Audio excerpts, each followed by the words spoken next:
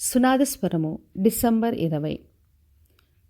అప్పుడు ఆ దూత అతనితో, జకర్యా భయపడకుము, నీ ప్రార్థన వినబడింది. నీ భార్య అయిన ఎలిజబెతు నీ కుమారుని కనును, అతనికి యోహాన్ అని పేరు పెట్టుదువు. లూకా సువార్త 1వ అధ్యాయము 13వ వచనం. జకర్యా ఒక యాజకుడిగా ఉన్నాడు. అతని భార్య అయిన ఎలిజబెతు గొడ్రాలు. వారికి పిల్లలు లేరు. బహుకాలం గడిచిన వృద్ధులు.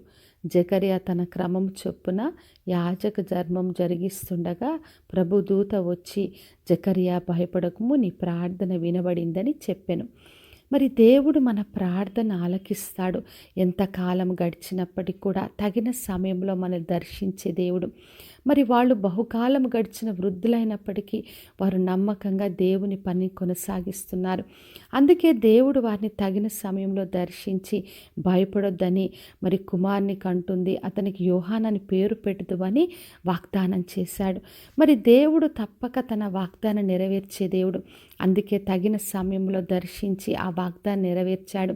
మరి జకర్యా నమ్మలేని పరిస్థితులు అయినప్పటికీ కూడా ఆయన మాట్లాడకుండా మౌని ఉండి తర్వాత కుమారుని పొందుకొని దేవుని బహుగా స్తుతించాడు. మరి మన జీవితంలో కూడా ఆలస్యం జరుగుతున్నప్పుడు దేవుడు ఇస్తాడో లేదని అనుమానాలు వస్తున్నప్పటికీ కూడా మనం నమ్మకంగా ప్రార్థించాలి. దేవుడు మనకు అప్పగించిన పనిని మనం నమ్మకంగా కొనసాగించినప్పుడు దేవుడు తప్పక తగిన సమయంలో దర్శించి గొప్ప కార్యాలు చేస్తాడు. మరి అబ్రహాము సారా వారు వయసు గతించినప్పటికీ కూడా దేవుడు వాళ్ళని దర్శించాడు. ఇచ్చిన ప్రతి వాగ్దానాన్ని నెరవేర్చాడు. మన దేవునికి అసాధ్యమైంది ఏదీ లేదు. ఎటువంటి పరిస్థితులైనా అసాధ్యమైన స్థితులైనా దేవుడు తనిచ్చిన వాగ్దానం నెరవేర్చే దేవుడు.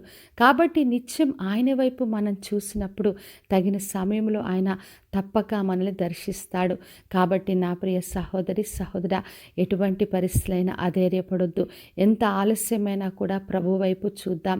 ఆయన మరి యాజకులను దర్శించాడు. వారు వృద్ధులైనప్పటికీ కూడా వారికి సంతానాన్ని కలగచేసిన దేవుడు. కాబట్టి విశ్వాసంతో ఆయన వైపు చూద్దాం. సంతానం కొరకు కావచ్చు, మనం దేవుని వైపు దేని విషయంలో చూసినా ప్రతిదీ ఆయన నెరవేర్చే దేవుడు. మనలను, మన కుటుంబంలో, మన పరిచర్ను, మనకు కలిగిన సమస్తాన్ని దీవిస్తాడు. కాబట్టి విశ్వాసంతో ఆయన వైపు చూస్తూ ఆయన నుండి గొప్ప జవాబును పొందుకుందాం. ప్రార్థన చేసుకుందాం.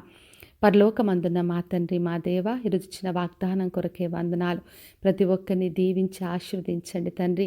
ప్రతి ఒక్కరు చేస్తున్న ప్రార్థన మీరు ఆలకించి తగిన సమయంలో అందరికీ జవాబును దయచేయమని యేసు నామములో అడిగి వేడుకొంచున్నాను తండ్రి. ఆమెన్. ఈ శుభవచనము వినిచున్న ప్రతి ఒక్కరి జీవితంలో నెరవేర్చబడునుగాక. నేను మీ ప్రియ సహోదరి మంజులా చరణ్.